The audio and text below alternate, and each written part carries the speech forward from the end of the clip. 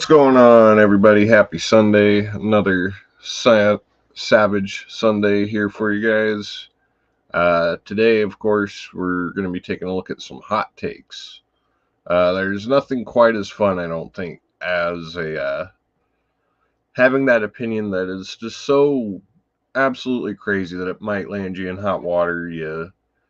Everybody's sort of on the boat with this one opinion where we all agree on this, that, or the next, but you have that straying thought on whatever the subject matter is that it just kind of gets people thinking, really, why?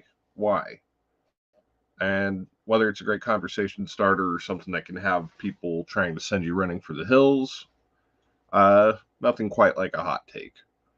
But as always, weekly guys, we are gathered here today on the most savage of Sundays to celebrate and honor horror, darkness, and the unknown.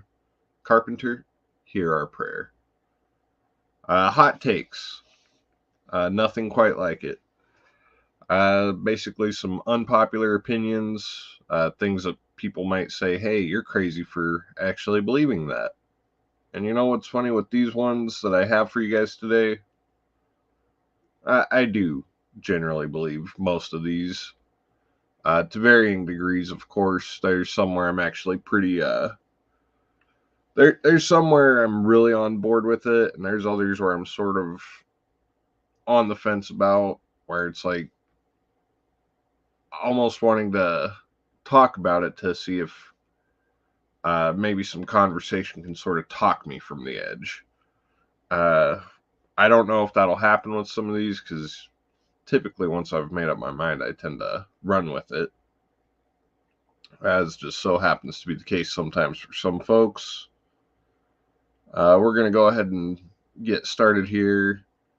Anybody catching this on the playback, let me know down below what you guys think are some opinions that'll land you in some hot water in the horror community. We will start with a couple of mine here, and we'll start with taking a bite out of the big three. And I will say, too, before we really start, I only have two of the big three franchises actually mentioned in here. It's funny that I don't have anything for Nightmare on Elm Street, because I don't really have any hot takes regarding that one. Shining is... oh. Ouch. Okay, yeah. Well, that's what we're here for, Jason. That's what we're here for, is those opinions that'll... they'll cut deep in some cases. Yeah, that's one of my nightstand go-tos, so that one kind of just took a little extra oomph out of me there. Oh!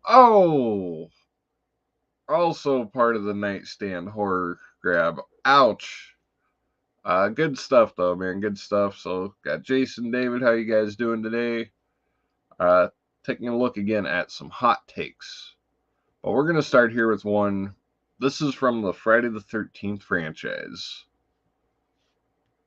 The New Blood is the weakest of the Kane Hodder Friday the 13th entries.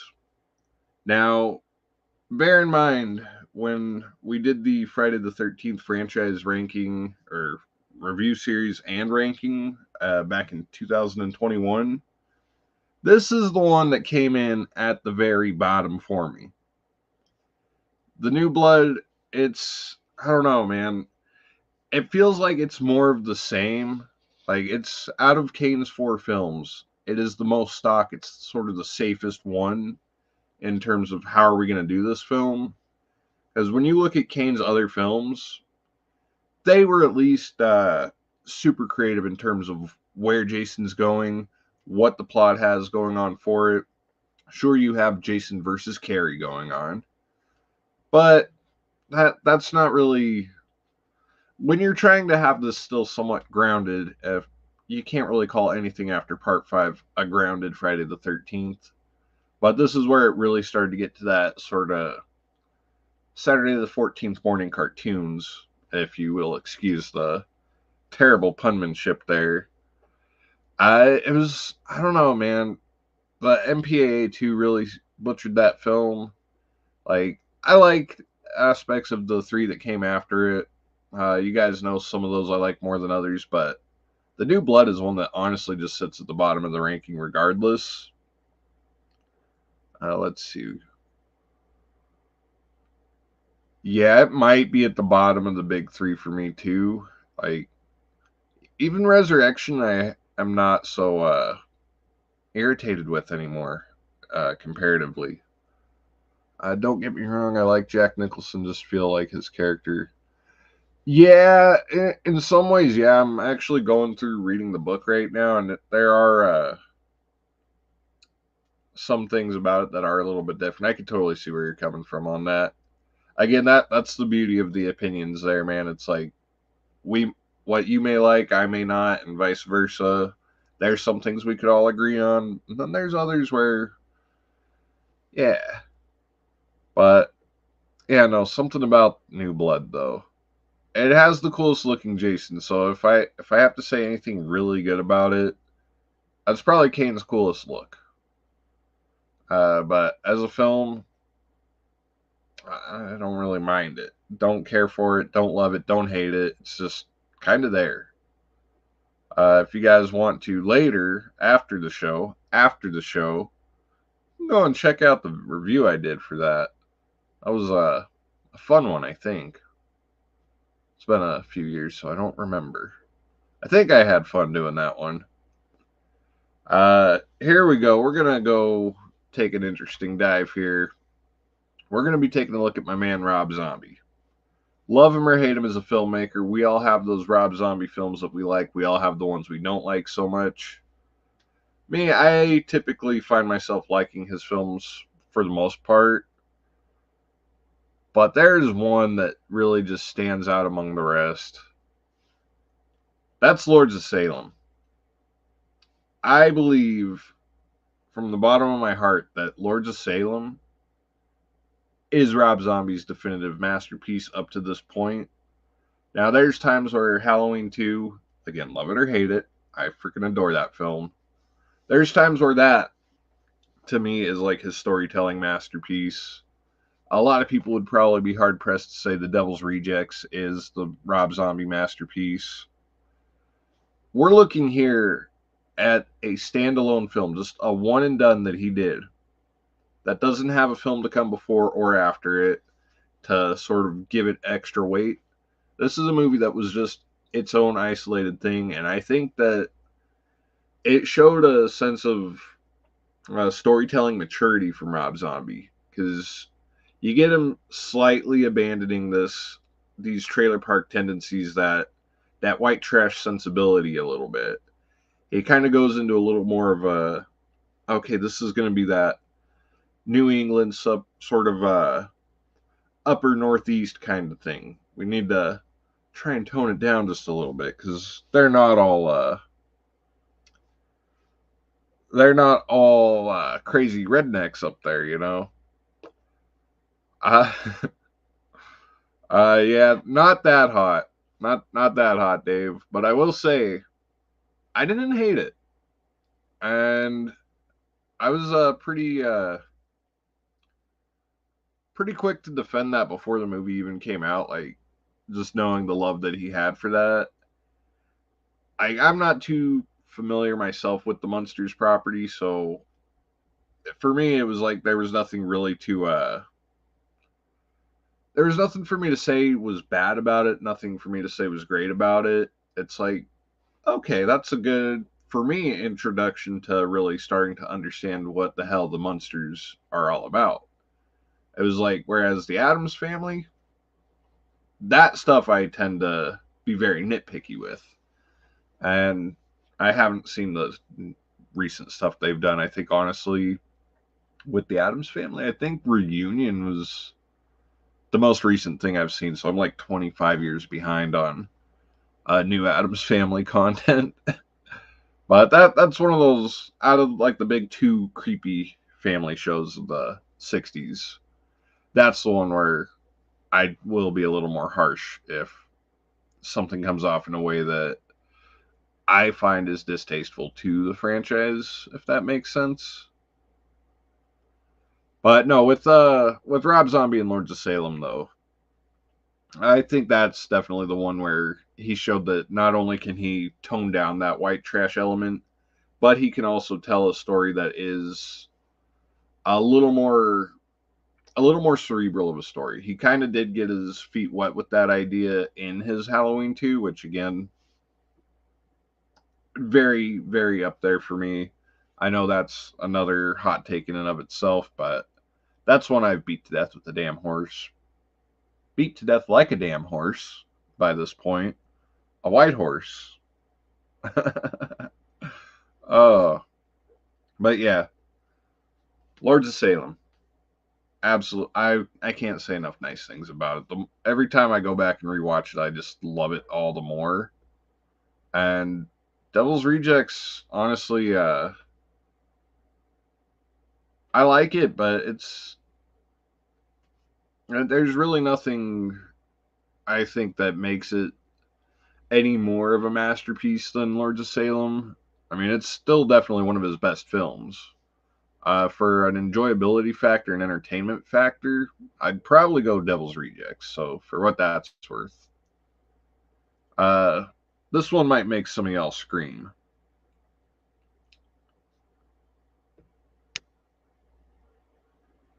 Yes, if you're looking at that and you're wondering what the hell, Scream 3, Roman Bridger, god damn right. Honestly, I've been kind of quiet about this one for a while, like, because I wasn't sure if I really believed it. But the more I think about it, and the more I watch through the Scream franchise, the more it really starts to stand out. Roman Bridger is single handedly the best killer. And when I say single handedly, I'm not freaking kidding because that is the whole thing with Roman Bridger. He is the one who, as far as canon says, was the only solo Ghostface. So you take that into consideration. He's obviously the most capable. His motive is somewhat understandable. I mean, none of their motives are really understandable, but in a weird, psychotic, cathartic kind of way, yeah. And I don't know. There's something about the people want to argue sometimes that Roman's a big old crybaby. Honestly, if you look at half of the other Ghostface killers when they're revealed, Jill, big old fucking crybaby. Billy, big old fucking crybaby. Stu, I loved the guy, big old fucking crybaby. The point there being, so what if Roman's a crybaby? They are all freaking crybabies. That's kind of why they're all out there and doing what they do. But when you look at the kills and the sort of the things that Roman does, say what you will about the voice changer. Yes, it's fucking stupid. But for him to have something that damn advanced in his arsenal, got to give him some extra credit points there. He was probably the smartest up to that point, especially when that one you consider they're trying to take this killer is going to be invincible type of approach. It just makes a lot of sense for him to be wearing the bulletproof vest. That was a great idea, very smart idea. Uh, the twist ending there was a little out of the blue, but as a killer, like trying to disregard the plot so much, honestly, I think you sort of take those flaws with Scream 3 out of the equation. I think Roman really stands out as the best killer. And with that said, too, I do like the other killers, but Roman, when you look at the numbers, you look at the facts, the stats, dude is the fucking top of the food chain there. Scream 3 and 4 are movies that I haven't revisited since seeing them during their original releases. Yeah, that honestly, 3 is one I don't go back to too often myself. But when I do, it's like kind of go into it begrudgingly, like kind of dragging my feet about it. Like, well, do I really want to go back and see that? And I figured, fuck it, why not? I started having fun about 20 minutes in. Four was one like, see, I was a teenager personally when 4 came out, so that one that was like my Scream movie, like the one that I had as a teen. So for that reason, 4 has like this special place in the heart. But as the fifth and sixth film came out, like it just kind of diminished a little bit for me. But it's still got a special spot for me there. That's something I don't talk about too often, I've found, is the Scream franchise. I have to do something more for that later. But yeah, Roman Bridger, best Ghostface. I think I had to do a Ghostface ranking. I don't even know what the hell's going on with 7. If that's going on, they need to resolve their shit behind the scenes before they get my interest back on that. But here's one of the big hot takes I have too. This one I kind of teased at, sort of mentioned too in the last week's show. For the love of God, The Omen over The Exorcist. Yes. Yes. Honestly, just looking at it this way, you have a child, your child is a demon from hell. That idea, I think, is scarier than your child being temporarily possessed by a demon. You can get that fixed. You can call an exorcist. Boom, problem solved. But when your son is the damn Antichrist, there's really no way of solving that. So you just take that one little element by itself at face value. Boom. That's some extra points for this inescapable impact that the Omen carries. And if you want to get sort of real nitpicky with it, if you look at the franchise, the films that came after, there's more consistency throughout with the Omen, I felt. I think that if you just look at the first 3 Omen films, because forget about that 4th one, the remake was pretty solid, but the 4th one totally disregarded. The Omen 1, 2, and 3 tell a pretty damn solid story. The Exorcist series, those are you got 1 and 3. I couldn't really get into 2. I couldn't really stomach it. It was the same thing as Omen 4 for me, honestly.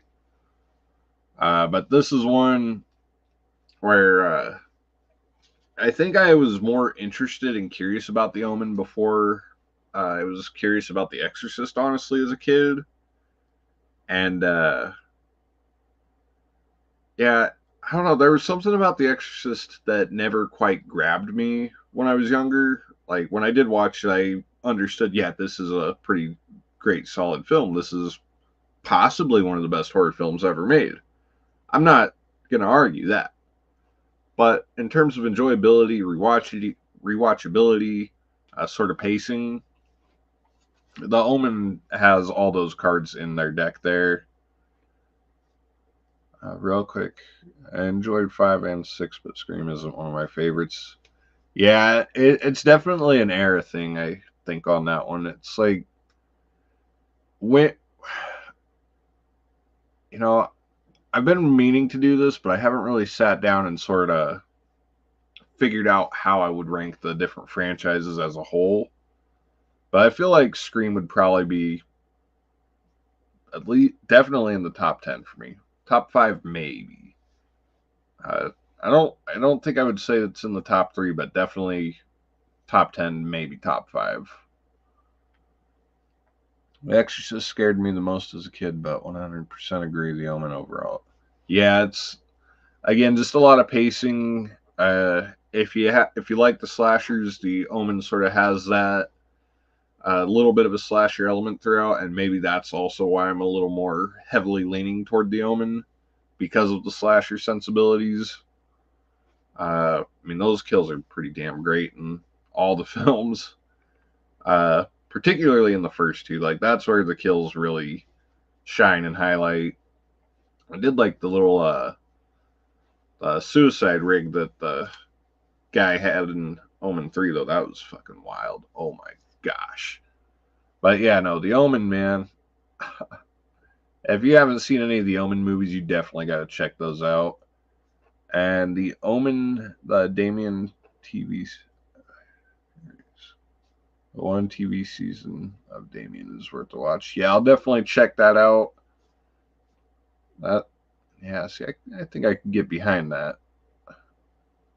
Let's knock the comments off real quick here.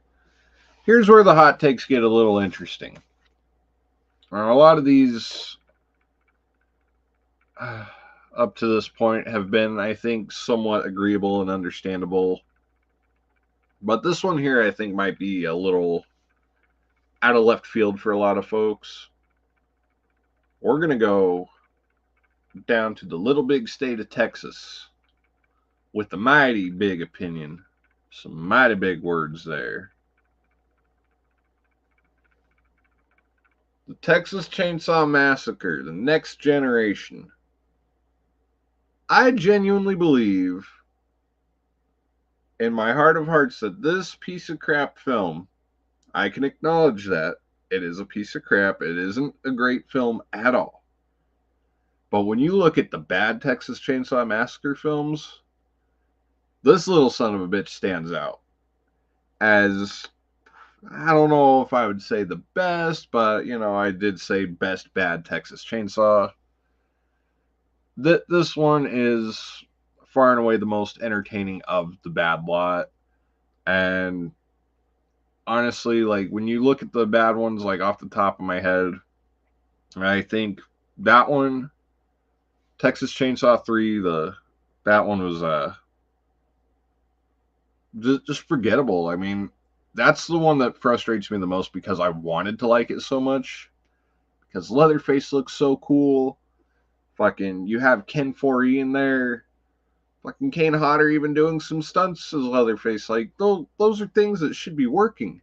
You got Viggo Mortensen. And yet, I find this movie to be absolutely damn forgettable. And it just, I don't know. The third one, I don't remember a whole lot about. And I forget, like, minutes after watching it. You look at, I haven't seen the 2022 one. I was told to stay away from it. I was also told to check it out. So I don't know. I haven't seen the Leatherface 2017. Texas Chainsaw 3D. I watched that last night. I wasn't happy about it. I'm still not happy about it. Like, I almost watched Resurrection to cleanse the palate. But the point there being that the next generation is the most entertaining of the bad Texas Chainsaw films. Now, you have the good ones. You have the original. You have 2. You have the remake and the prequel. Like, those 4 are almost untouchable in the Texas Chainsaw pantheon. And then this one is just sort of that weird stepping stone from the good to the bad. It's an absolutely batshit movie. Matthew McConaughey's performance is probably the thing we all know. Renee Zigzag Roller was in there. And we all love her. She's a fucking sweetheart. It's just, it reminds me of a really bad drug high. Like maybe you smoked some pot and you know there was something in it, but you didn't know when you smoked it. That's kind of how this movie starts for me, is like, you smoked something you shouldn't have. Like, there was something extra in that weed. I don't know. It's just absolutely a lot of fun. It's got the most batshit plot. And I don't know, maybe it was my teenage fascination with the Illuminati and secret societies that really had me extra interested in some of the weirder elements going on there. Real quick, Chris, how you doing? Yes, sir. You made it just on time. I tried to not chuckle about that, honestly.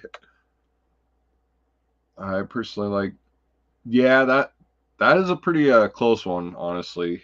I think so. I'm somewhere between the 2003 remake and Texas Chainsaw 2. It might be 2, honestly, if I'm being on. Yeah, probably Texas Chainsaw Massacre 2 for me. Like, just, that one's just so damn fun. Chris is more of a beginning guy. Yeah, it's not a bad one there.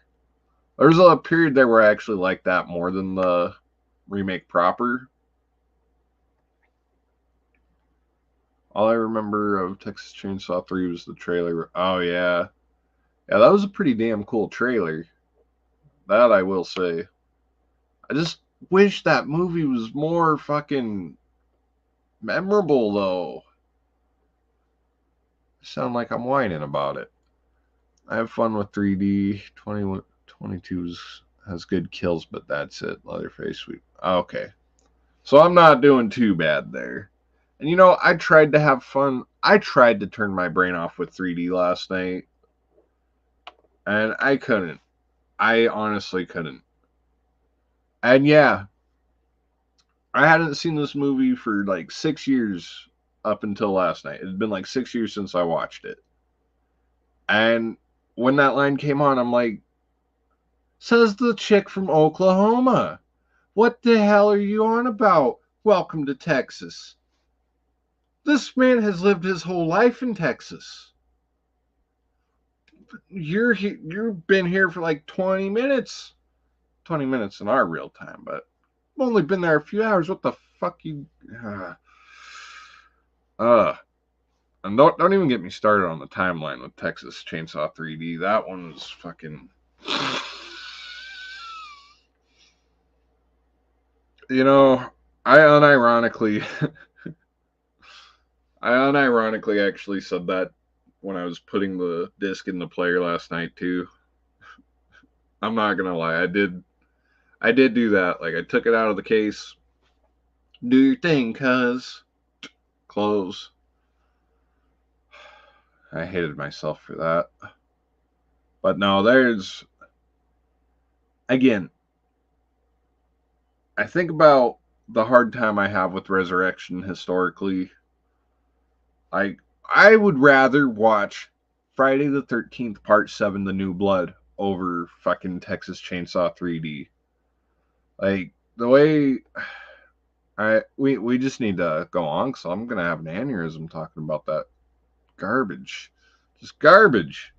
Here we go. Here's going to be some hot water. Snyder, you're just in time for this one too, man. I'm sorry. But there comes a time where you gotta say, Halloween 4 is not the GOAT of the sequels, but it is still a damn solid film. The argument there really just stems from the whole thing of it being the safest bet. It's definitely it definitely feels like Halloween again in a lot of ways, where you would think Halloween 2 would have been Halloween again. And it did kind of hurt. I did mention in my review back in October that there's things about it that just feel like, all right, it's just a modified version of this thing from 78. And I don't know, it's not a film that I dislike by any means. Like, I have a good time with all the Halloween films like that. That is probably my undisputed franchise. Like, there's times where I contemplate maybe something else, but it's definitely Halloween. It's always going to be Halloween. Chris slammed the door. Damn it! But yeah, retread is definitely the key word effective there. I mean, as you saw in the thumbnail when I did that video, like, return to form or retread. And honestly, it's a bit of a rhetorical question. It is both. It is both. I know Mustafa would have definitely said something about it being, it's back to basics. Return to form. Same thing. Uh,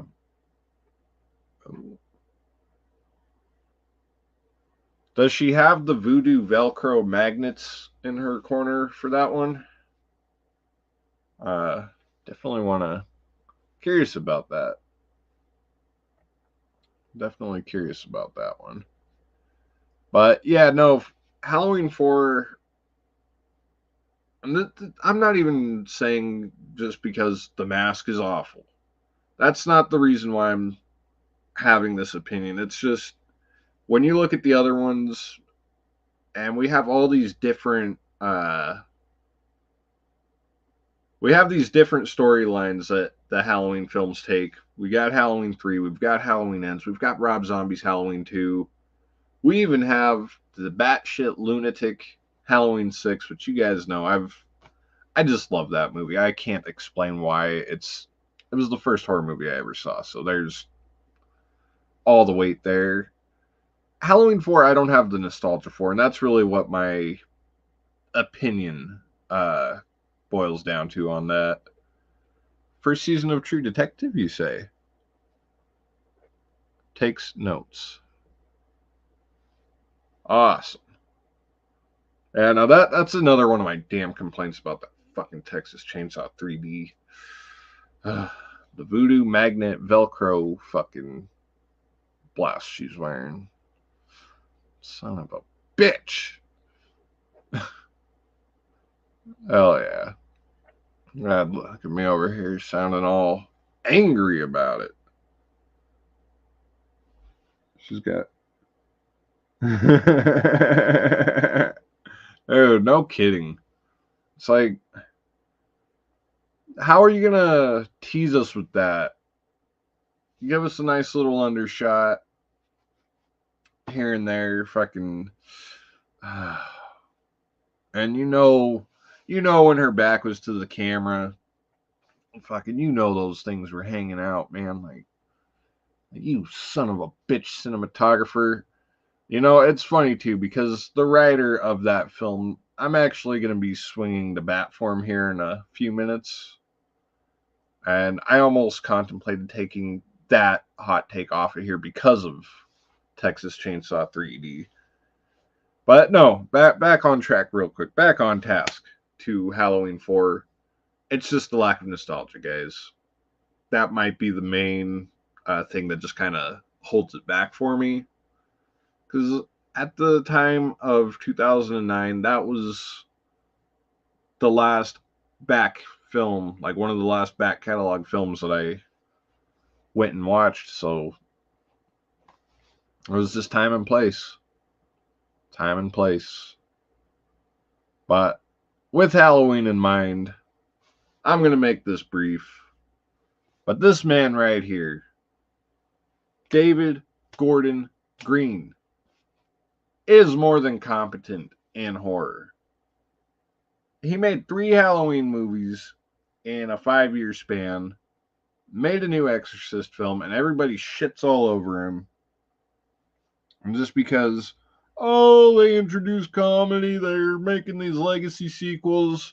Okay, it's one thing to not like the movies, but you gotta understand, this dude is fucking doing his best to come into the horror after being a guy who sort of made his bones in comedy. And he's coming out here trying to give us films that we've probably thought of ideas for. And maybe some of these people out here are just mad because he beat them to the jump on it. And, honestly, being a fan of the Halloween films, that could be some bias for me. I did also very much enjoy Exorcist Believer, so I'm definitely a believer in David Gordon Green at this point. Again, the man's competent enough in horror. I think if you give him a more original idea to work with, that will be the right stepping stone he needs to really make a name for himself that people aren't going to try and shit on. But, excuse me, when you do something as divisive as Halloween sequels, you're probably going to have that sort of divisive opinion about your work for the rest of your career. But David Gordon Green, dude's competent. He knows what he's doing. Let the man direct. This one here, another one I'm going to try and just be quick with. I've sort of stated my feelings on it before. Jason Goes to Hell.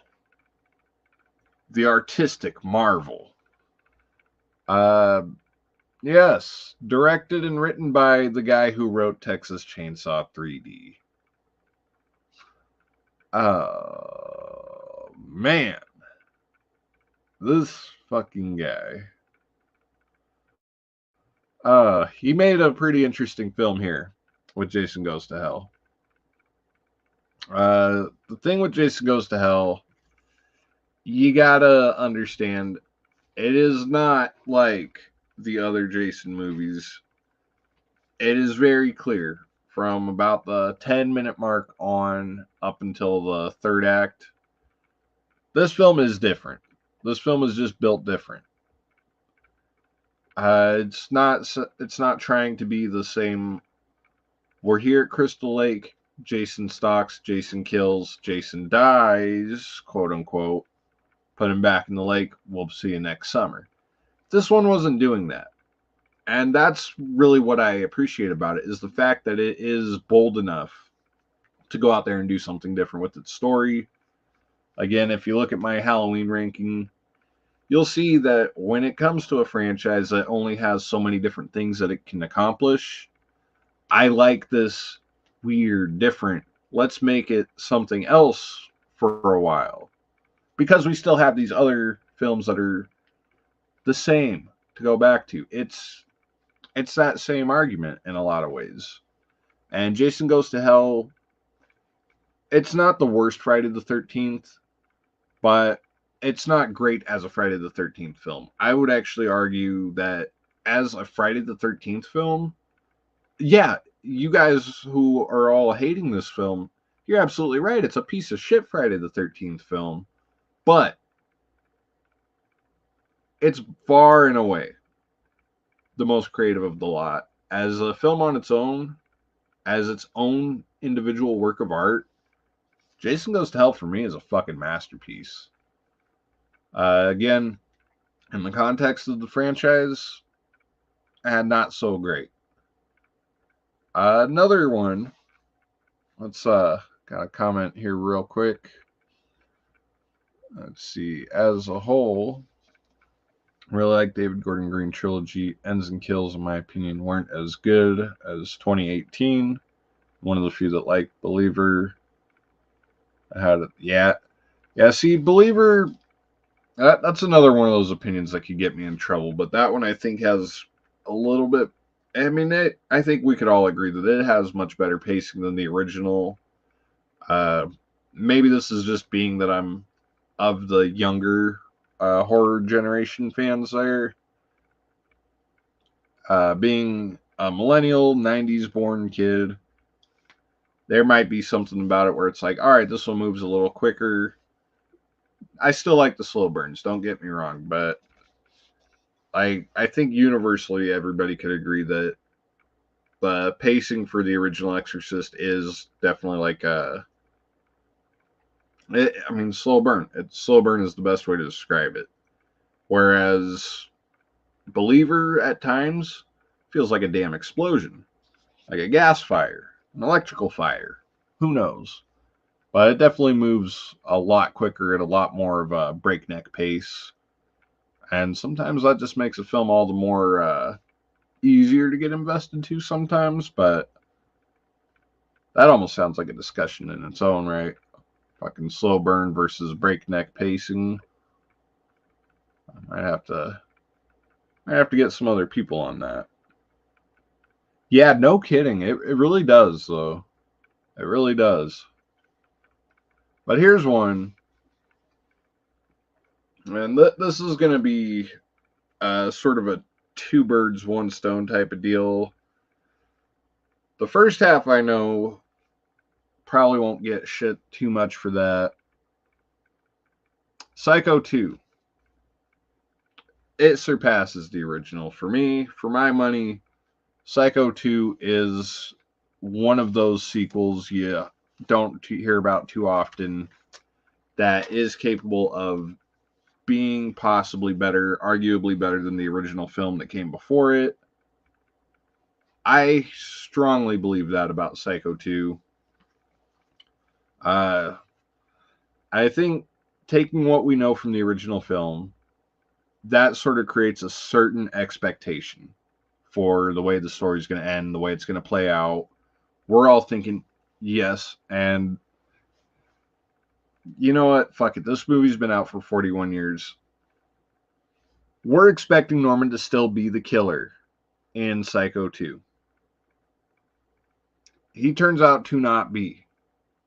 So, expecting what we know from the first film, this movie just takes the expectations that we have, subverts it like crazy in this whole web of chaos and lies in a way that was masterfully done.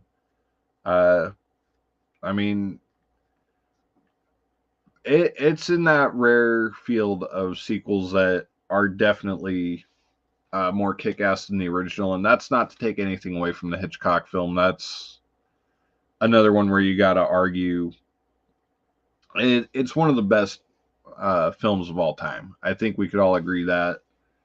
But for entertaining story and sort of just the pacing factor, that's where Psycho 2 really has the strong suit. Again, subversion of expectations. That's perfect there. Norman is a character who we already know. We have this preconceived notion of him, and we find ourselves actually sympathizing with him to this point. Yep, this is definitely not the hottest of takes, so that is good.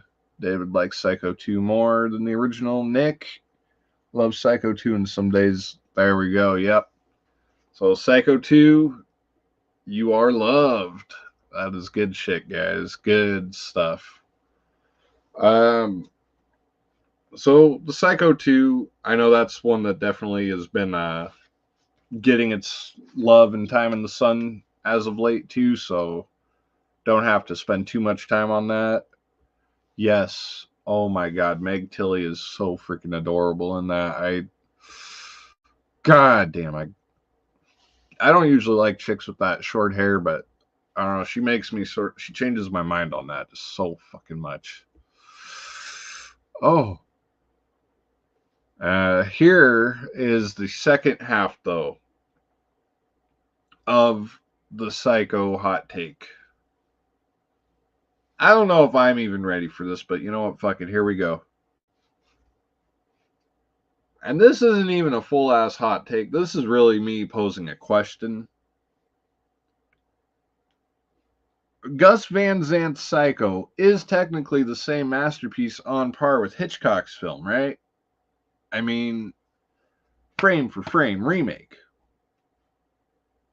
That kind of poses the question, if Psycho by Alfred Hitchcock is one of the greatest films of all time, one of the 100 films you should see before you kick the bucket, doesn't that technically leave room for argument for the 1998 remake of Psycho? That's kind of where I want to leave that. It's one of those ones where you probably look at that and you probably shake your head and be like, no, no, no. But if you think about it, if it's the same movie, 2AT, is it not a masterpiece as well? I don't know. That's why I'm definitely posing the question to all you guys out there. Would the 98 Psycho be a technical masterpiece on par with the original? That's the tough one right there. One of the toughest questions I think I'll ever ask the horror community as a whole. Same problem with The Shining and Doctor Sleep. Yeah, you know, I watched Doctor Sleep once and I didn't really pay a lot of attention, so I gotta go back and revisit that. Yeah, Doctor Sleep surprised me. I wish. Oh, the Psycho remake is shot for shot, but loses points for being pointless. Vince Vaughn, Snow Perkins. Okay, yeah, that's fair there. That's definitely a fair argument on that one. Now, see, the shot for shot is where it really starts to beg the question. You do have a dip in acting quality, too, from film to film there. But with it being the same, yes, like David says, Barring the masturbation scene. Uh, it's definitely one of those ones where, again, this is me more so posing a question. I don't know how much I believe in this one. At the top of the show, I did say there's somewhere I'm kind of on the fence about, and maybe y'all could sort of talk me from the edge. This is one of those situations. Said Hopkins. Oh, shit. Oh, yeah, you did, huh? Yeah. Wow, I totally read that as Perkins right there. God, that makes me wonder how much stuff I've been misreading my whole life, thinking that I've just been going all right. Yeah, that would have been interesting there. Yeah, do something kind of like Psycho 4 where you use like a sort of do like a clip show. You know, you take the best of Psycho 1, 2, and 3, and you have Anthony Hopkins playing a much older Norman. Just reflecting back on when I was a young American chap. Yeah, that would be that would have been something though. Like even just seriously, not even in a farcical manner like that. That you know, Anthony Hopkins could play a freaking barfly with no lines in whatever kind of movie where you have a bar scene. And that'd be the best performance in the whole thing. Like you could have him as a damn extra. Best performance in the whole flick. Favorite he's your favorite actor. He's definitely a good one. I see with me, I don't think I've seen enough of Anthony Hopkins films to really throw him into that conversation. So it's he's definitely up there though. I'm trying to think. Fuck. My answer on that's probably pretty generic one. Pacino or De Niro. Like those guys are just fucking great.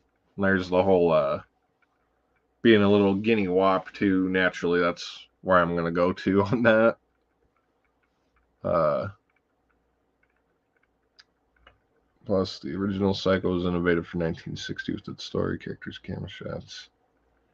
Yeah, yeah, no, that's definitely a thing to sort of take away from that. Definitely takes points away from Psycho 98. Yeah, it wasn't. Excuse me. Already yawning. That is not a good sign.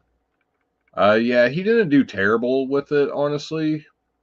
Like, I think the parts about his performance that seem a little off and awkward, I think, kind of work as sort of portraying that character, seeing what Anthony Hopkins. Wow, damn. See, I did it now. Seeing what Anthony Perkins was in the 1960 film, like I could totally buy Henry Thomas becoming that guy. With the way some of his mannerisms are performed in that, just sort of the awkward nature of his character. I need to wet my gullet here real quick. We'll play a little clip for you guys. You were good, kid, real good. But as long as I'm around, you'll always be second best, see?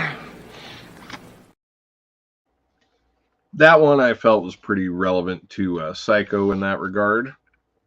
Whether it's the 1960 film to the 1998 or Anthony Perkins to Henry Thomas. You were good, kid, real good. As long as I'm around, you'll always be second best.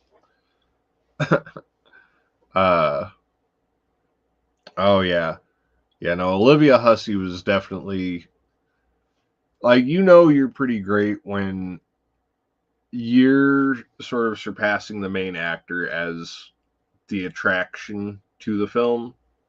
Because I think where Anthony makes the first three films, I think Olivia really comes to make it. She makes Psycho 4.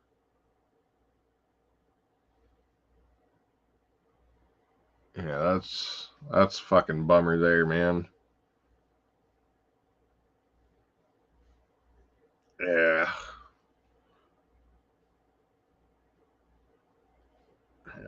You know, hold that thought too on Black Christmas related stuff. Uh Standalones and things. We'll come back to that. Well, I do kind of feel like an asshole too, because I haven't paid too much attention to the development on that. I thought she was in that, or thought she was going to be in that. So that is actually kind of a shocker and news to me on that one. But here's one. We're gonna go back to Scream real fast. Scream 2, for that matter.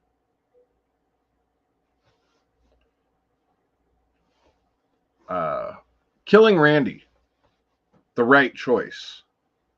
It absolutely was the correct choice, I think, for them to kill Randy, because this man was basically an in real life sort of video game cheat code walkthrough.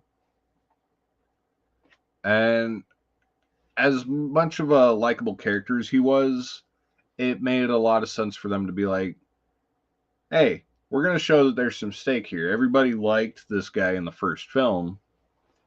We're going to kill him off. Well, maybe this is just me being controversial for controversial sake. Maybe it's just the way I really feel. I like Randy. Randy is perhaps the most relatable of the characters in the first two Scream films. But killing him again, I think, was the right choice. It showed that this movie wasn't screwing around. Nobody was safe until they were. Like, it showed that survivors could die in the series. And it would be 3 more films made after that to prove that survivors can still die. Killing Cotton, killing Dewey, spoilers. Like those like are the 3 bold moves. You know, that's a good question there, and I think Stu should be and stay dead. Like, because ever since I saw the first Scream film, I registered it as he's fucking dead. He's dead as shit. It had me, Stu's death got me at a point to where I wasn't sitting too close to the TV as a kid because of Stu's death. I wouldn't sit too close to the TV. Stu's dead.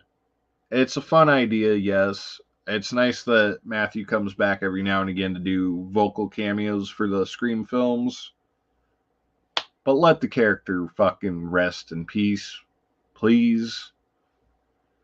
I don't know. If they did have to bring him back, they'd better fucking knock it out of the park. That's all I'm going to say. If they bring Stu back, knock it out of the park. No half-ass explanation. You need to really fucking wow us. Make it believable. But with all the drama, that might be the way to go, though, right now. So, I don't know. Like, personally, for me, Stu's dead. But the last hot take of the day, guys. Now, a lot of these ones we've talked about have all been about things that are franchise oriented for the most part. But that brings me to a thing about the slashers.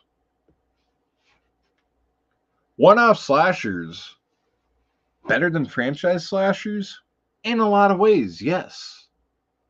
The uniquity, the sort of these unique story elements that come into a lot of these standalones of the, especially of the golden age of slashers. You had these characters who had sort of a gimmick, whether it was calling in a radio show, wearing combat fatigues. Uh, he's a miner. Like, they all had their little thing. A stopwatch. Oh, they're 3 solar triplets. Fucking things about these one-offs were just fucking amazing. It's also, I think there's something about a story that just comes, goes, and that's the end of it, is a lot more impactful than a story that's like, hey, we told this one isolated story, but that movie made money, so we're going to make like 15 more of those, and it's going to take away from the impact and the punch and the weight of that first film. So for that reason, the standalones, there's just something about them that I think hits better.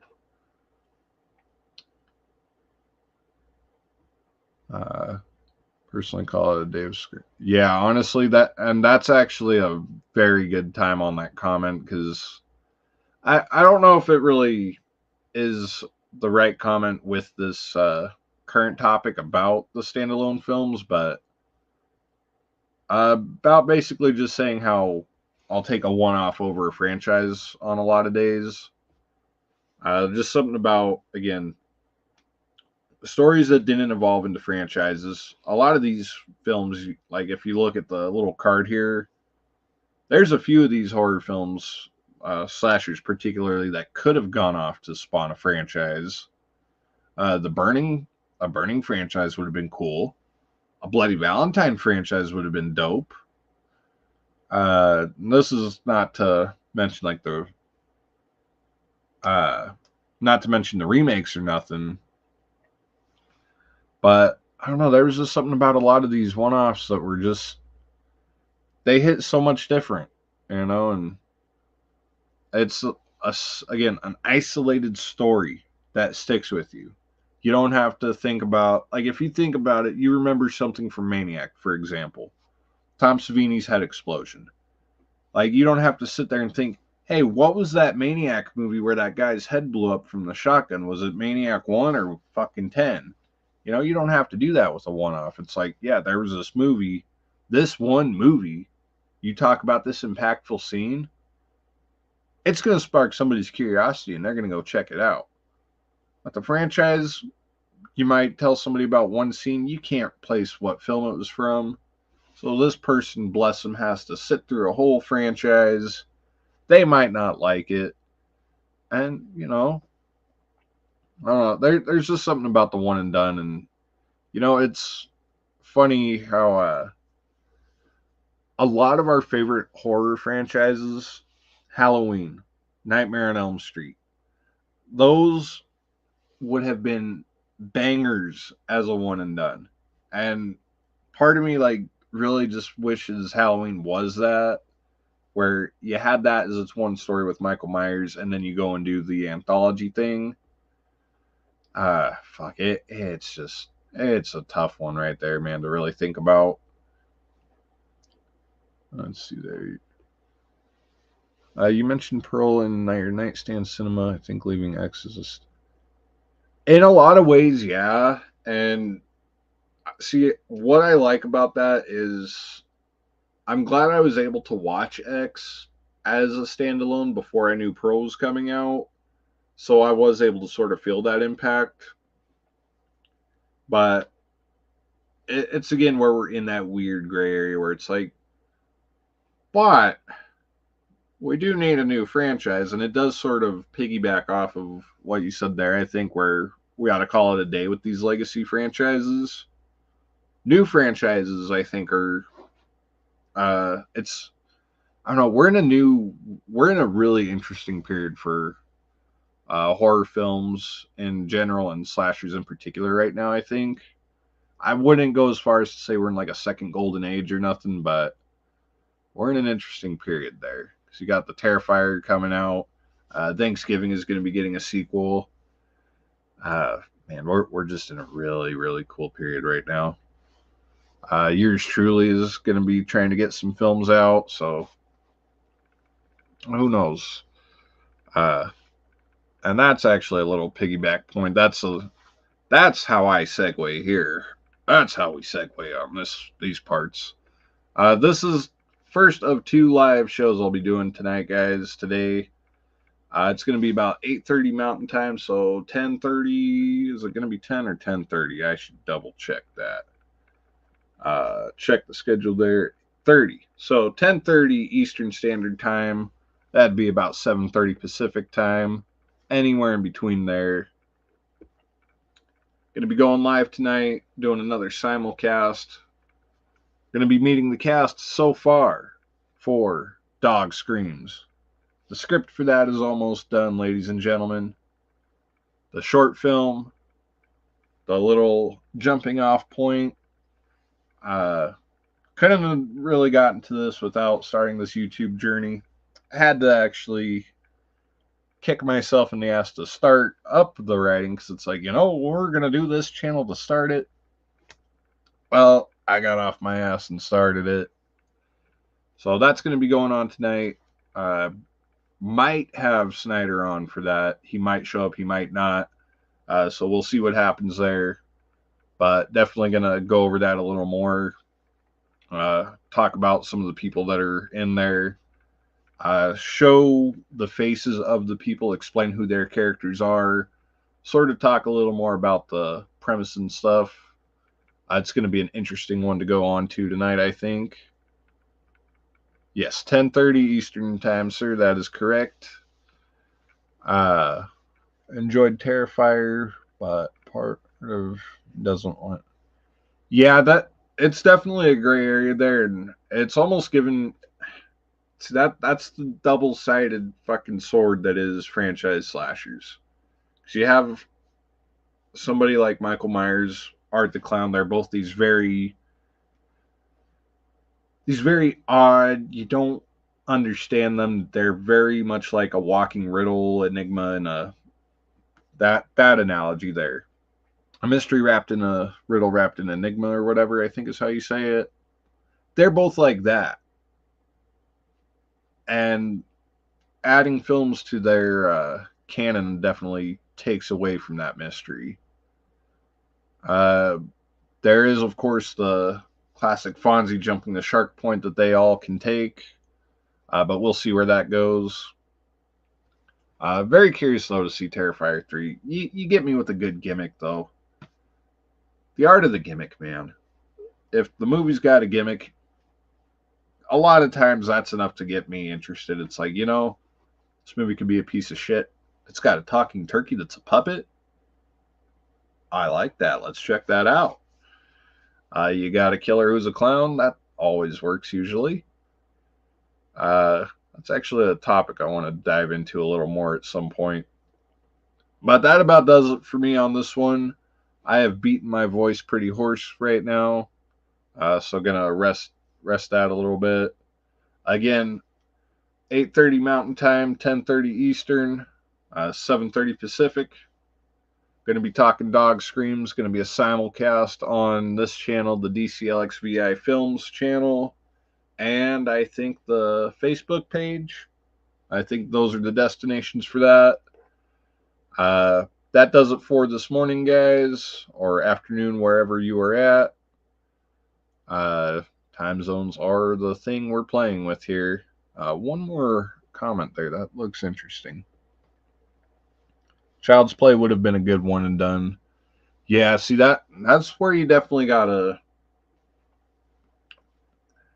That's almost a whole other discussion in itself. The whole one of sequels that can overpower the original.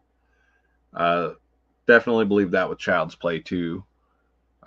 Almost Bride of Chucky almost does that too. But real quick, I want to thank you guys, David and Chris. David, Chris, Nick. Thank you guys for popping in, hanging out, talking. Definitely helped give the show a little vitality there. I think this is the first Sunday Savagery to go over the typical half-hour, 45-minute mark. So that is good, but this was a loaded deck of an episode. I just want to thank you guys. Again, stop by tonight, swing by whichever channel or the Facebook page. Be talking some Dog Screams. Chris Snyder from Movie Misfits might be there. We'll see what happens. You guys be good. Stay filthy, whatever it is you do. See ya.